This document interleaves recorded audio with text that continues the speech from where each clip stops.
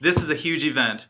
This is when we're finally going to have our first big meeting that's really going to do something important. So the First Continental Congress in Philadelphia. I wonder why they call it the First Continental Congress. Let's see. Well, we know Congress is meeting. Yeah. So it's a meeting. Oh, it's in Philadelphia. Isn't that the where we do a lot of brotherly love? My chest bump love city. That's right. Yeah. Continental. We have all the colonies working together. Yeah.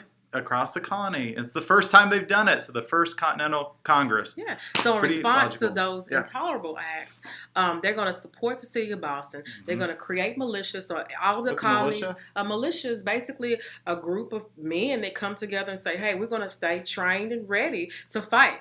And these are like professionals, right? No, just basically normal men. Look at this. Look at these normal men who just dress up and say, "Hey, I'm here." And the one guy's in a red uniform. I thought that was English. Hey, but they bring what they have from home. And how does he have that? He probably fought in the French and Indian War. He probably fought in the French exactly. and Indian War. That's all I got. But But it's armed military. Just not a professional one. Just not professional. And we're going to keep boycotting because that takes off England. Yeah. So why not do that?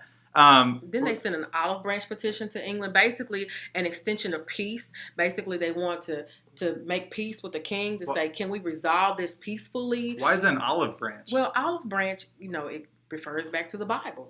A lot of these colonists are going to be very Christian-like. They're a variety of farmers and Christians who come together to create these militias and who also created the First Continental Congress. And so they come together and say, let's extend this olive branch because we have these religious people who are in government, in parliament, and in what's to be America, in the colonies, and they want to extend this petition to say, we want peace, we want to stand behind what God has said about being peaceful, and we want to extend this offer to you. But what did King George do? Right. Well, first of all, in case you're unsure on how the olive branch has anything to do with Christianity, this has to do with Noah's Ark. And when the Ark got done, a dove came and brought the olive branch. Basically, and God's not mad anymore. We're cool. With the rainbow. So that's where the olive branch came from. But the king basically took this letter and said, I really don't care.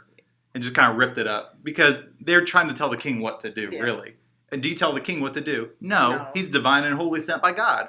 Right? The divine right of kings, that whole thing that you learned about last year. Okay. And so in response to that, now you see the colonists say, well, since we found out the king is going to actually ignore the olive branch petition, well, we'll just stockpile our weapons. We'll take what we have, place them in a safe location, and just stay ready at a minute's notice if we have to start, fighting in different areas. Yeah.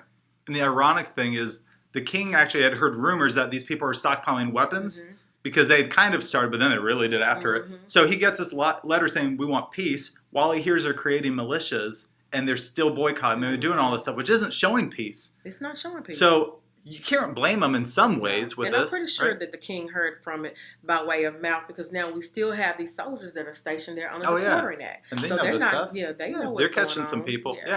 And part of the militia is we have these people called Minutemen. I don't think we talked about them yet.